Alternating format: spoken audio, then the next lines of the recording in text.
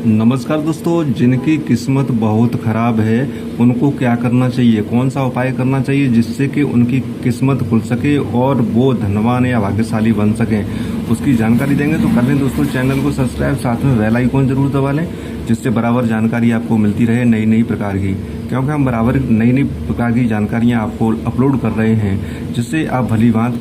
जान सकें और कुछ उपाय भी कर सकें। दोस्तों, जिनके यहाँ किस्मत खराब है, ज़्यादा खराब है, एक ही विषय में किस्मत खराब नहीं हो सकती, धन के मामले में नहीं हो सकती, भारी बीमारी के रूप में हो सकती है, टेंशन के रूप में हो सकती है, घर में कलेश या इस प्रकार की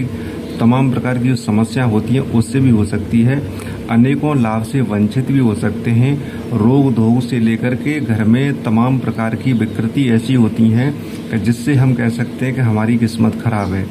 तो जिनकी भी किस्मत खराब है उनके लिए बहुत ही सरल एक उपाय करना है, और ऐसा उपाय आप सभी करते भी हैं, पर लेकिन उसको बिना सोचे समझे आप कर बैठते हैं, उसकी नियम नहीं जानते, उसकी प्रक्रिया आप नहीं जानते, उसी को हम आपको समझाएंगे। दोस्तों, जब भी आप शिव जी को लोटा चढ़ाते हैं तो सभी जानते हैं कि शिव जी पर, शिवलिंग पर जल चढ़ाना शुभ होता है, और यहाँ तक कि लोग ज़्यादातर शिवलिंग पर दूध भी चढ़ाते हैं, जल भी चढ़ाते हैं, फल फूल डाल के भी चढ़ाते हैं, मिष्टान या उसमें कुछ चंदन वगैरह ऐसा कुछ मिलाकर भी चढ़ाते हैं। तो लेकिन जो सबसे बड़ी गलती होती है वो क्या है, उसी को हम समझा रहे हैं। सबसे बड़ी गलती दोस्तों ये है कि आप तांबे का लोटे में जल चढ़ा रहे हैं, बहुत अच्छी बात है,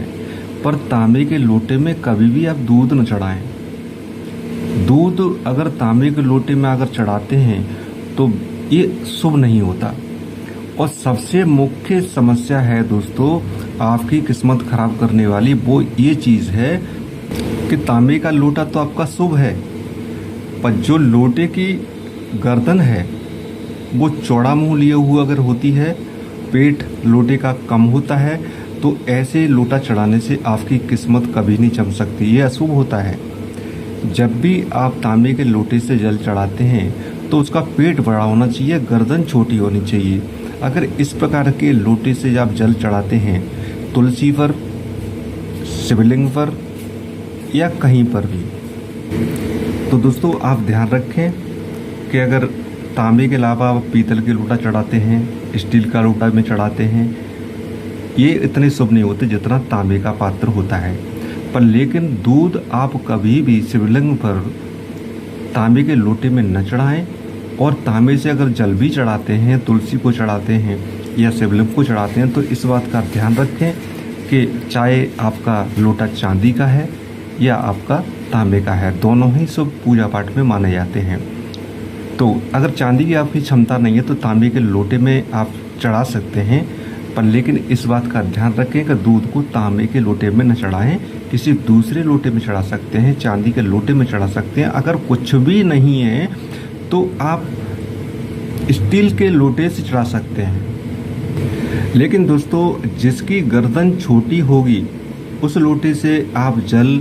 या दूध चढ़ाते हैं तो आपके लिए बेहद शुभ है, और इससे आपका भाग्य चमकता है, किस्मत आपकी चमक जाती है। जिसकी गर्दन छोटी हो, पेट बड़ा हो लोटे का, इस प्रकार का चढ़ाने से आपको अनन्य लाभ मिलते हैं। अनेकों प्रकार की समस्याएं आपके घर से दूर होती हैं, टेंशन, कलह या धन संबंधी समस्या, कितनी भी शत्रु परेशान कर रहा है, किसी भी प्रकार की अगर समस्या है तो आप इस लोटे को ध्यान रखें, गर्दन छोटी होनी चाहिए, जैसे आप देख रहे हैं स्क्रीन पर। इस प्रकार का अगर लोटा होता है उससे आप जल या दूध चढ़ाते हैं तो आपके लिए भाग्यवर्धक भी होता है, जो कि जीवन में आपको सुख शांति के अलावा तमाम प्रकार के सुख साधन आपको संपन्न होते हैं, धन दौलत बढ़ती है, कलह टेंशन मिटती है, यहाँ तक कि भगवान शिव की विशेष कृपा होती है। और या जिस पर भी आप चढ़ाते हैं, तुलसी भी चढ़ाते हैं तो उसका भी आपको लाभ मिलता है। जल में आप मीठा, कुछ शक्कर, फूल ऐसी चीज़ डालते हैं, अच्छी बात है। दूध भी चढ़ाते हैं तो हल्का मीठा करके चढ़ाएं, पर लेकिन दोस्तों आप पूजा के मामले में चांदी या तांबे का इस्तेमाल करें। तो इस प्रकार के लोटे का विशेष ध्यान रखें कि गर्दन छोटी से ही जल या दूध चढ़ाएं तो आपको फ़ायदा मिलेगा। हमें आशा है दोस्तों आपको जानकारी हमारी पसंद आएगी, तो वीडियो को लाइक करें और शेयर करें।